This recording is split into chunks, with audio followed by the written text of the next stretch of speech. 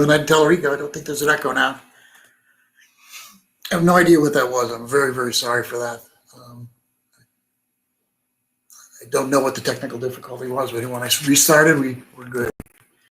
I hope our guests are going to be good too on the new invite that I sent them. So again, we have a moon on Monday, a really powerful. I'm feeling it already, maybe, because it's like everything is like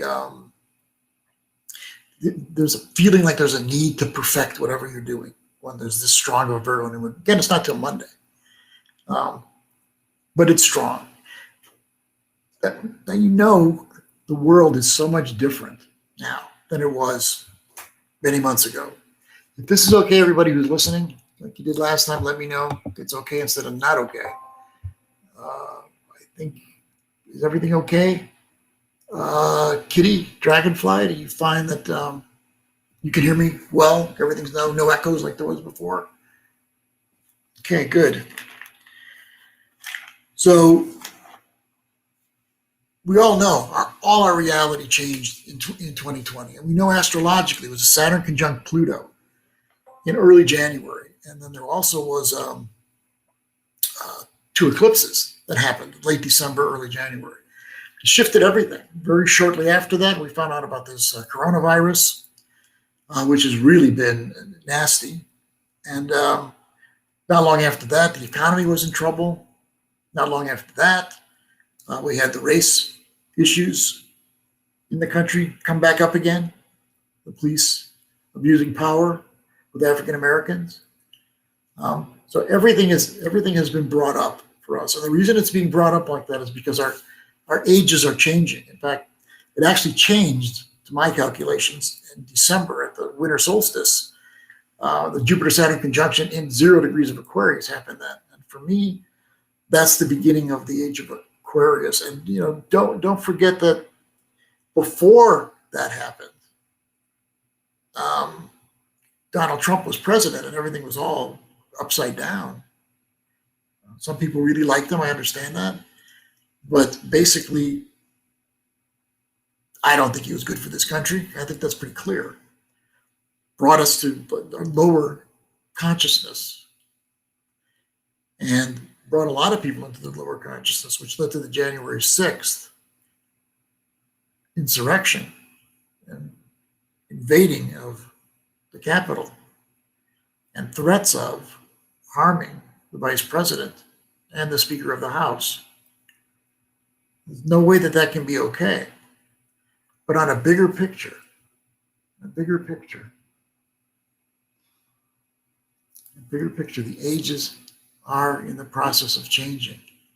This is not just a little thing. I know a lot of people, since the things began in 2020, are saying, get me back to normal. This is just too much.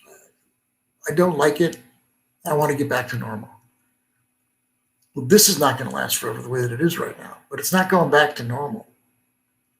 That normal's gone.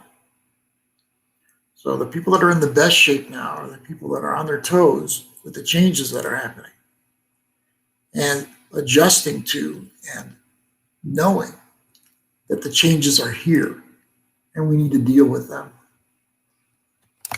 Now, they can be very positive changes too. In fact, that's what they're meant to be. Ultimately, it's transformation. And with transformation, the old is let go of and the new is let in. And that's exactly what's happening.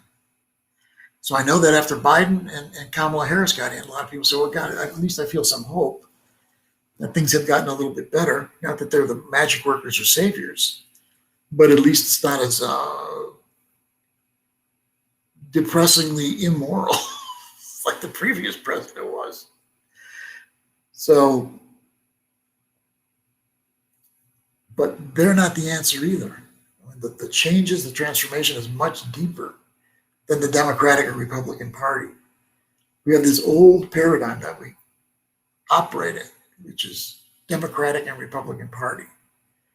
And just keep in mind that together they are the system. They're the system that has given us a pretty unfair economic system and unfair, unjust wars. And also during those two parties in power the human rights issues in this country, especially over this last year or two. You know, not been good. We've been reminded of our past, reminded of our slavery in the past, reminded of a lot of the things that we have done, colonizing different countries that are just not right. Can't take them back. And we're not the only country to have done things like that. That's part of the old age. The United States happened to be the most powerful one most recently to be doing this. So you can abuse power if you're in power. So that's what's been happening. So it's the old paradigm. It's not about the United States being a bad place. It's a wonderful place in many, many ways. But it's the old paradigm that we're operating under. Some people are better than others. Might makes right. Some people are winners and get money. Other people are losers and don't have any money. This is all crazy. This is not a fair and just world. This is what's changing. And you can't change it with little Band-Aids. Little Band-Aids aren't going to change the world. We, the people. Don't forget, that's the biggest part of this. In 1781, Uranus was discovered. Uranus is the ruling planet of Aquarius. It was not known before that. And you find that through time, when new planets are found, it's coinciding with new places in consciousness that humans are ready for. So in 1781, the American and French revolutions were going on. And that was the big changes. And what's the deeper meaning of that? The deeper meaning of that was power to the people, away from the kings and queens, both in France and the United States, away from the kings and queens, and power to the people. Now, the road to power to the people has been really rocky since then. And, traditional powers, not kings and queens, but governments, now even corporations, taking away the power of the people. But that's what we're moving to. That's what Aquarius is. Interestingly, the United States has a moon in Aquarius. Moon is your inner values. And so all the things that the United States wrote about in the Constitution, Bill of Rights, everyone is created equal. Talks about power of the people, by the people, for the people. Diversity and unity. These are all Aquarian and Uranian principles. And this is what we're moving more and more toward all the time. But you wouldn't know it by looking at the surface. What you do know looking at the surface is the old ways are not working anymore. Now, what happened in Afghanistan? I mean, I'm glad we left Afghanistan the way we left. I don't know, that's up for debate. But overall,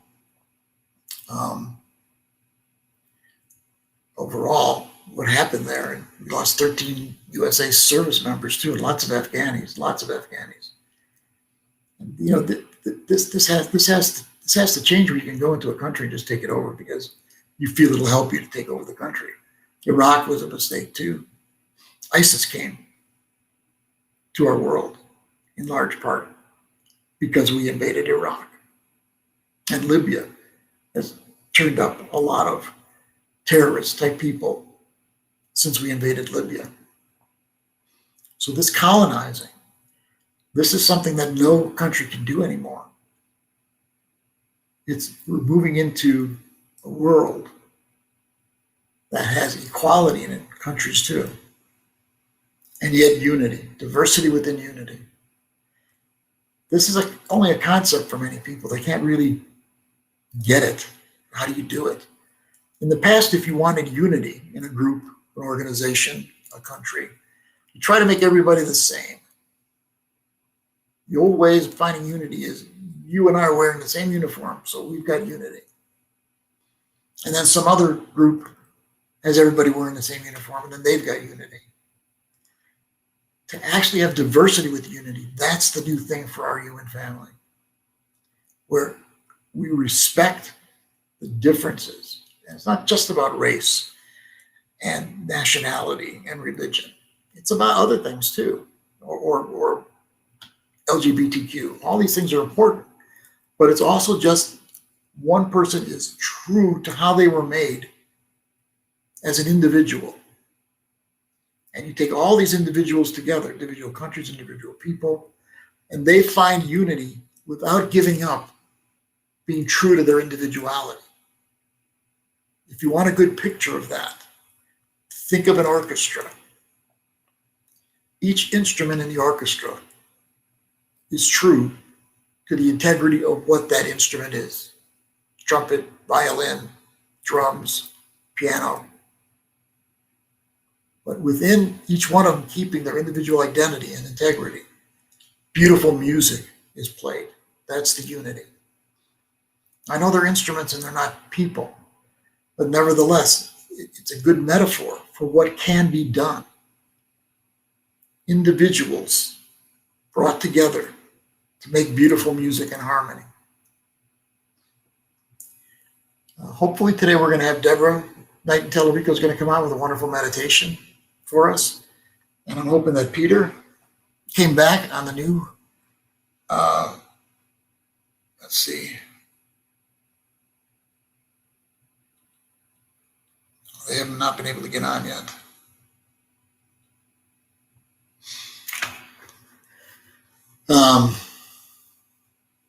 So these are the new ways that are coming our way.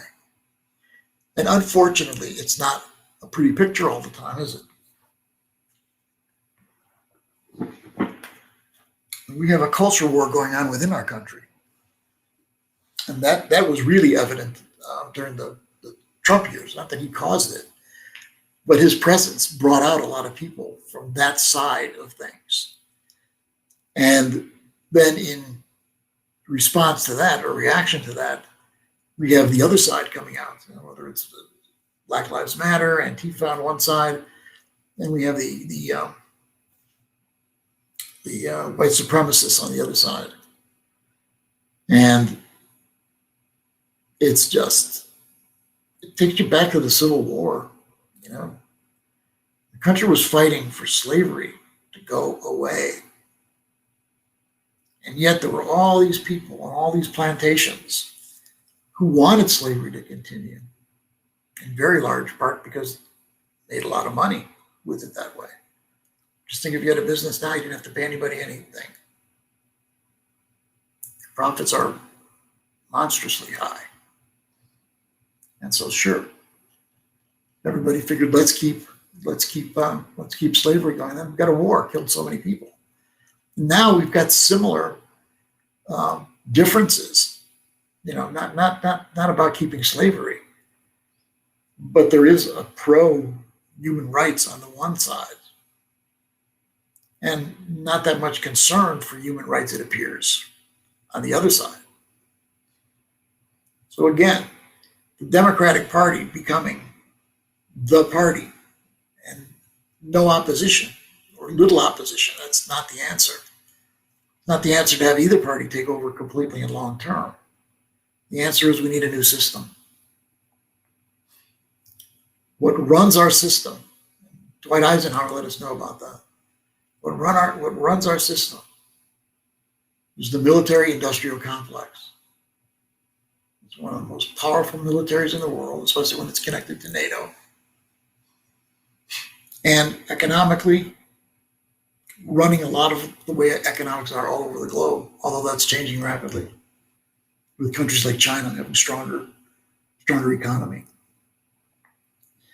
So the military-industrial complex needs to go. Some of it is going. One of the reasons that it's going so much more rapidly than maybe I had thought is that Pluto in the United States chart is having its first return to itself after 250 some years. Pluto in the United States natal chart is at 27 degrees of Capricorn in its second house of money, finances, security, land. And as it returns to itself, which in an individual chart happens a lot.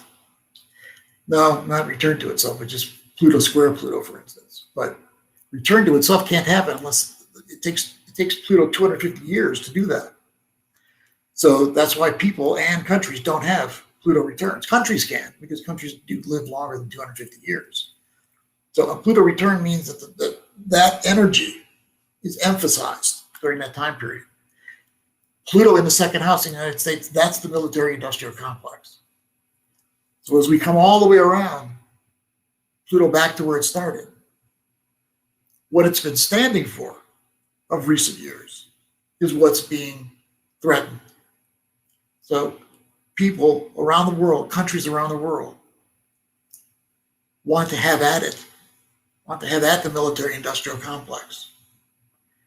Now, we in the United States, it becomes complicated as to what our loyalties are. Because on the one hand, we don't want everything to fall apart. Who wants to live in such chaos? On the other hand, we want what's fair for the world, and we want to be a part of the changing of ages. So it's difficult, at least it's difficult inside of me, on how to work it through. I want more than anything for us to move beyond that military-industrial complex, which actually has become an empire. By the same token, I live a life here. And I certainly want that life to not be too devastated while I'm here. And I'm sure many of you, when you come to grips with this inside yourself, will feel the same way. You want the change, you know the change is right for everyone in the world. But by the same token, it's not easy to have your life completely thrown upside down. So you can expect the economy to take some hits in the near future. You can expect war to break out rather soon, I believe. I think after this new moon on Monday, we'll see a lot more of what a lot of this means. And the autumn and the winter this year, as far as the economy goes, that's when we should see some real chinks in the armor during that time period. Deborah, I wonder if Deborah can actually get on here. I don't see her on the, or Peter Sterling. I don't see him here either.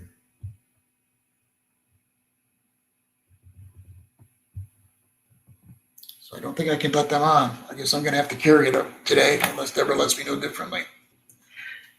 So on a more down-to-earth way, here's what the Virgo new moon is going to be. It's going to be a return to getting things fixed, whether it's a dentist, a doctor, whatever way you need your life perfected more and healed, mechanically made better. It'll happen and begin at the Virgo new moon. It's not just a coincidence that every year the kids go back to school during Virgo time of year. The fun's over with Leo. Fun, let's have fun. Then Virgo, let's get down to work. But for some people, it feels good to get down to work. I mean, a lot of times I feel really great that I get to get down to work, not just have fun all the time. So I'm sure that a lot of you feel that way too. And so that's what the Virgo new moon is going to do. It's going to get us down to business again. But because it's got Uranus in it, it's got a stronger, Virgo by itself is like, let's get down to business and stuff, but there's not a lot of power behind Virgo. It's very gentle in a lot of ways and intellectual in a lot of ways. But with Uranus in the picture, it's going to be much more like, let's break things open. Let's liberate ourselves. Let's get out of situations that are really not good for us anymore. We've been putting it off for a long time. We've been procrastinating, letting it stay whatever it is. But now let's get moving away from it so we can truly improve and transform our lives. So that's one of the things that's happening for us all as this new moon comes up. There's a feeling like we can break through and make some changes, but we can only do it by getting down to business.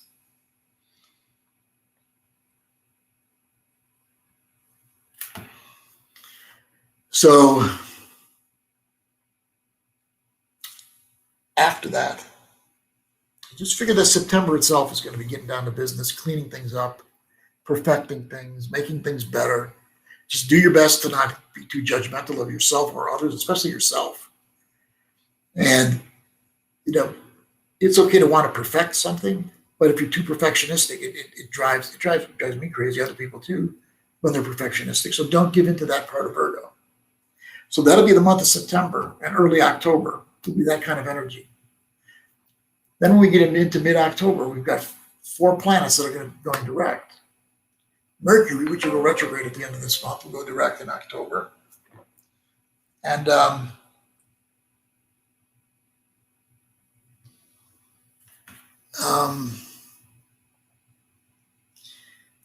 Saturn, Pluto, and Jupiter also have gone direct. Will go direct, I'm sorry, in mid-October. In fact, I'll give you the dates on that. Mercury will go retrograde on September 27th. We'll go back direct on October 18th. Jupiter goes back direct on October 18th. Saturn goes back direct on October 10th. Pluto goes back direct on October 6th. Then on the 20th, there's a full moon in Libra Aries. November 4th, there's a new moon in Scorpio, and that's the beginning of eclipse season. November 4th at the new moon in Scorpio. That's not an eclipse, but it's going to be the beginning of the eclipse season. Events in personal lives and the world will start then. I'll get more into that as we get closer to it.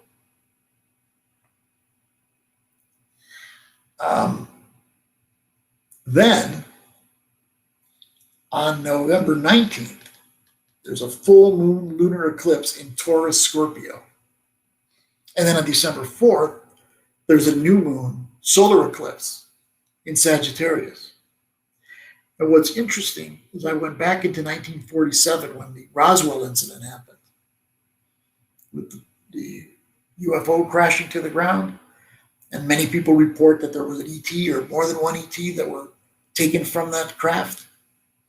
And then they covered it up and said it was just a balloon later. When it first came out, everybody said that's what it was. The craft came down. The UFO craft came down. So that was back then in the summer of 1947. Now the aspects that are coming up, the eclipses that are coming up, are mirrors of the eclipses that came up in 1947.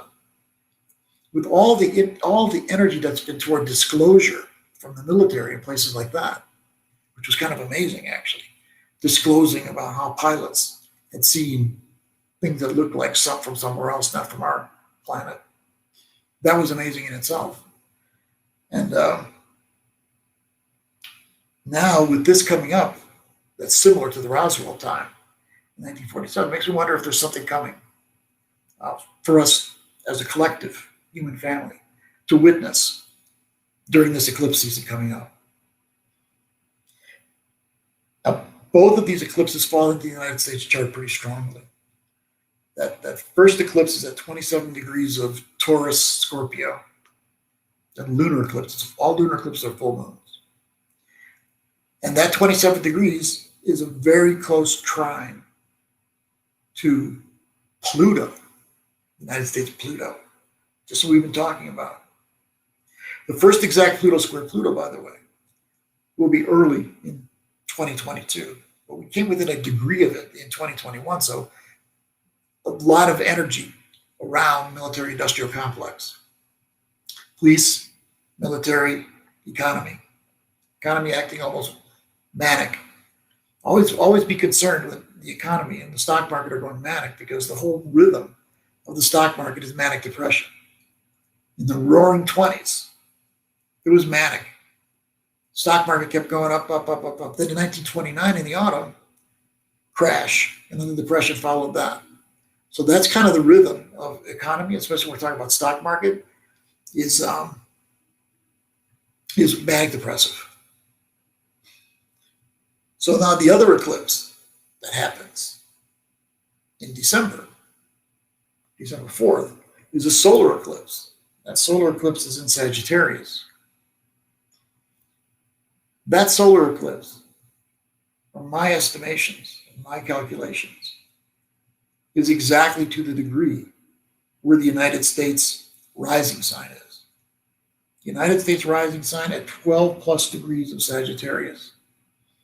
The solar eclipse will be at 12 plus degrees of Sagittarius.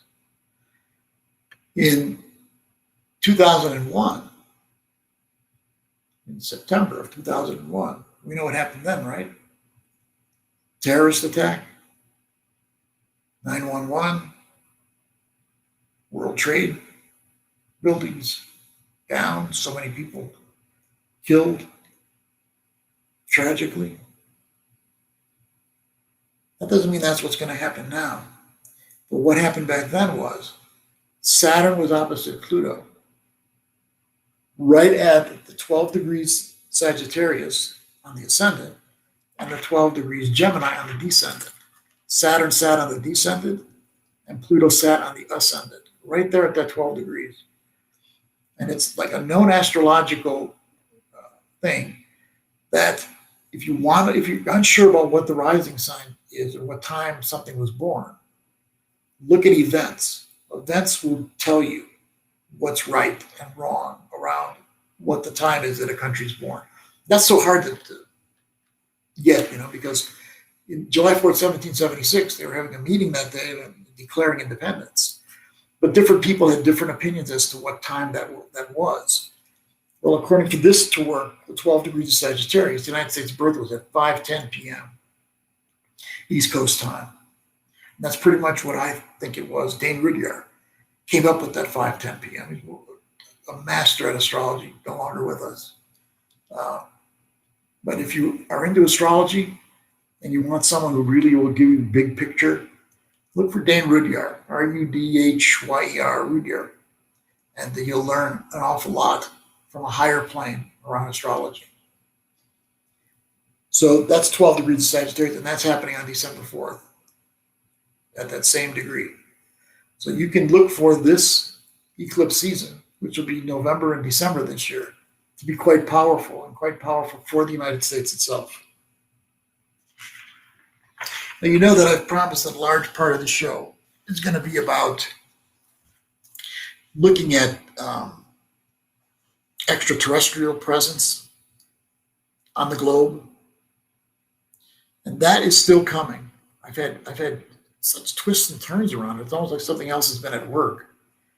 Guest is going to come on, they end up not coming on. But I can promise you that we've got stuff scheduled starting on the 28th of September. That's going to be really exciting around this issue. I've got a man coming on the 25th, I think is the 25th, I believe. Yeah, not 28th, but 25th of September. And he has had a huge transformation built around the UFO world. He was brought up very, very strict Christian. I mean, the kind where, more like evangelical. And around the time that he saw his first sighting of UFO, things were breaking down in his old viewpoints, starting to look at things differently, not just about religion or spirituality, but about many things in his life. And so when I checked the planets, he had Uranus, Neptune, and Pluto transits, which are the ones that tell you there's transformation in your life now that you have to pay attention to. And so his transformation has been immense. And he had two very interesting sightings during this time period. And he had very difficult interactions with the world during that time period and with his family. And so we're bringing him on the 25th. It's a very, very interesting story for you all to hear. He's not someone who's known. He's not someone who's gone out there screaming that he's had these incidents. In fact, just on the contrary, he's been kind of shy about bringing it out because in his mind, there's something wrong with him that these things happened. So I've let him know, and others have, there's nothing wrong with you. These are real incidents that you've had. Other people have had them too, seen the same kind of things. And what's meaningful is that it's about transformation of consciousness. And that's what this show is meant to be about more than anything. Transformation of consciousness. Because that's what we need to move to a new age, to move to a new world. Getting out of the old consciousness that's about, like I said before, who's better than whom? Competition all the time for who's better, who's worse. Letting authorities make decisions for you instead of making your own. Relying on something outside yourself to tell you about yourself. When the way to find yourself your deeper self, your authentic self, is inside yourself. That's where you'll find it. Now, it's true as you're beginning to find it, you're going to test it out, put yourself out there, and people will give you feedback. But the real beginnings of it and the strength of it is in your ability to go inside yourself to find this authentic self. And it's essential in transformation of consciousness because one of the reasons that people have a hard time leaving the old paradigm, the old age, is because of the programming. The programming comes from culture and family, which of course is a part of the culture. Families try to, with good intentions, try to get people to fit in to the world, to fit into the paradigm. No fault found. Good people, good intentions. But nevertheless, a lot of that has been difficult for all of us, the way we were programmed in our families and by culture, to not be ourselves, but to be what we're supposed to be, or to be what other people want us to be. Doesn't work. It hasn't worked. It's not going to work. We need to find ourselves. And as we do, we change the world. And we are changing the world. And it starts with consciousness. That's one of the reasons I want to keep bringing on people who have had, especially not only with UFOs, but actually encounters. And I've talked about John Mack, who I interviewed many, many years ago, psychiatrist at Harvard University, who interviewed a lot of people who said they had been abducted. And he came to the conclusion, I've said it on this show before, that these people were totally legitimate. And whether they had actually in the flesh witnessed these ships and these ETs, or whether it was another dimension, he wasn't sure, but he knew it was sincere and it was true, and they were all telling the truth. Or I think 198 out of 200, something like that, he felt were telling the truth. And he's an expert on that world. So this is something that's important for us to see when it comes to consciousness changing, because some of it's happening out from other dimensions, and that's consciousness changing. We're also going to interview some people with near-death experience. They also can help us to understand changing of consciousness. A lot of times, the only way we really get to change consciousness is if we're taken to the edge on something. Like we steadfastly have been thinking about things in a certain way for years and years and years as part of the old paradigm. Then some powerful event or events happen in our life, and we start reevaluating, looking at things differently, understanding that the paradigms of life are changing and shifting. And we want to be a part of that. We want to be a part of this new world. So yeah, we'll do near-death experiences too. I wanted to share something with you. I found something on a Russian website this last week. And it was about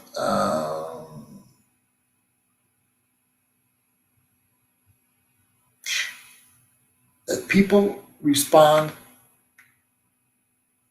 positive. There's a man named Adam Tapp who was interviewed for the Russian newspaper. It's called the RT. RT is, you go to RT.com, you'll get this Russian newspaper. And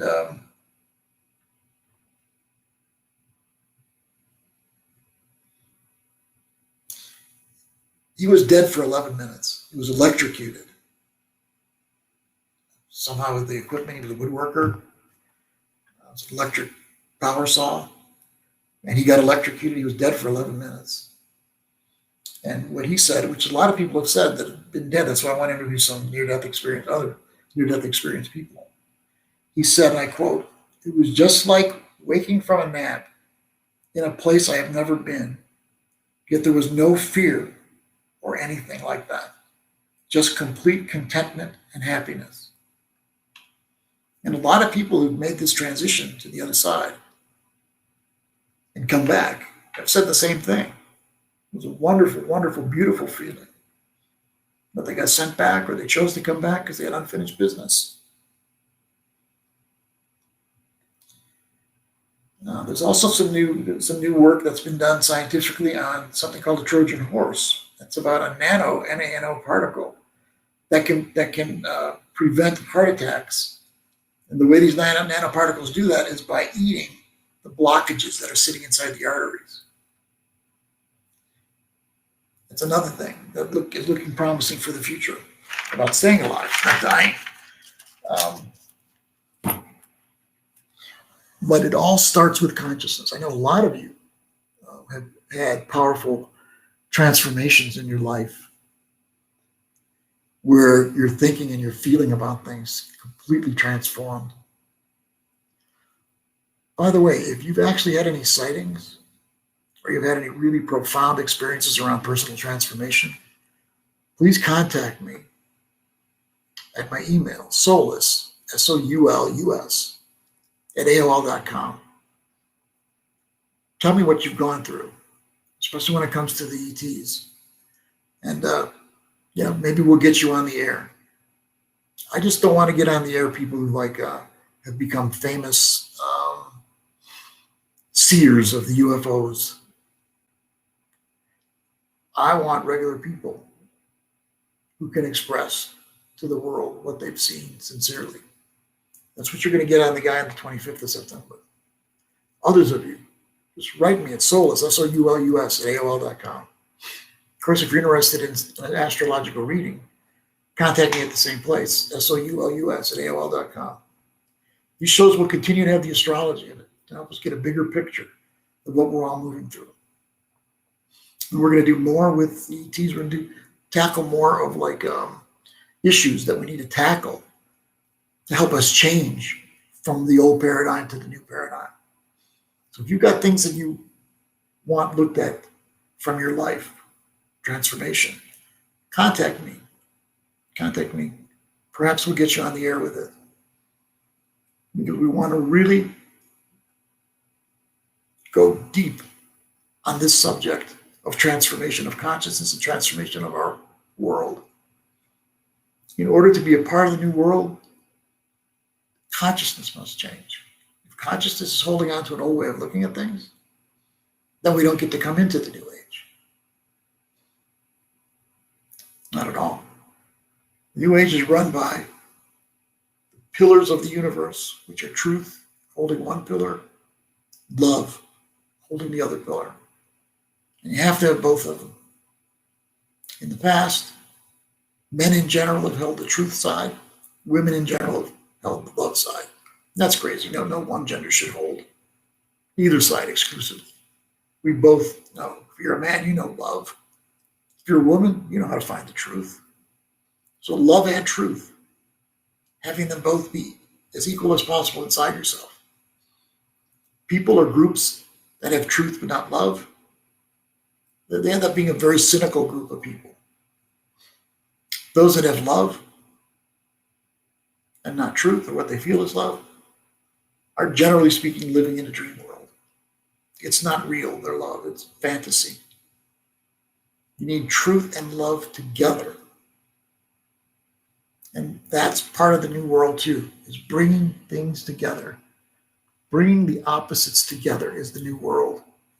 I'm always showing my thing here. By the way, it was made in Nepal. And I just loved it when I first saw it. And so I made sure that I got it. But it's like right now our world seems like the opposites are splitting apart. Not together. Remember, when you're looking at this, it's the opposites, the blue and the red. Together. The circle holds them. The circle is what holds everything. And if opposites are separated from each other, that's war. No middle ground, nothing to connect you anymore. That's war. That's why the world itself is in bad shape right now. Because that's what's going on. Things are separating with a lot of anger and hatred. And that just creates war. Ultimately, opposites are meant to be together. Dark and light in a given day. Dark and light is both. They're not at war with each other. Day holds part of the day and night holds the other part of the day. Male and female, yin and yang, meant to be together, though opposite. Opposites attract and can come together, not fight for who's going to win. If you're fighting for who's going to win, you're part of the old paradigm. In sports, this is wonderful. I'm a sports fan. But all of our lives are not meant to be sports. All of our lives are not meant to be competition. I want to contribute to where it is that I'm at and what I'm doing in life. I don't want to have to compete with someone else for who's making more money or who's more famous or who's more whatever. It's ridiculous. Think about it. It's all ridiculous. It's all crazy. It's we bought into a paradigm that's not right for the growth of our human family. We need to pitch in together as a community. When I see Republicans and Democrats like at each other's throats with no respect for the other person's viewpoint, so what has our world come to politically? What has it come to politically? There's that much hatred to someone that believes differently than you. Ultimately, it's the circle holding the opposites, Democratic and Republican Party, both working for the community. But when you're working for the money you're going to get from a corporation, then it takes on a different tone. And you're no longer out for the community. You're out for the corporation and you're out for yourself. You're out for your growth in the government. But it's for your growth, not for the contribution you're making to your community. And that's what's changing. That's what will continue to change. Love and truth. Age of Aquarius, it's here. Don't let yourself get torn away from that. The next show is not going to be until the 25th. I believe it's the 25th. It'll be not 2 Saturdays from now like usual, but 3 Saturdays from now, on the 25th. And that's when we're upgrading our show. And the technicality thing, I'm not going to deal with these technicalities. I'm going to talk to the people that are run these things and make sure that this doesn't happen again like happened today. So we'll straighten that out. We're going to upgrade the show itself by bringing on more and more people that are going to speak directly to the issues that need to be spoken to. Not just me talking, but some other people coming on too. I love you all. And look forward to the next time I see you. My blog is still going on every Saturday. I think I better get to that now. Take care of yourselves. Bye-bye.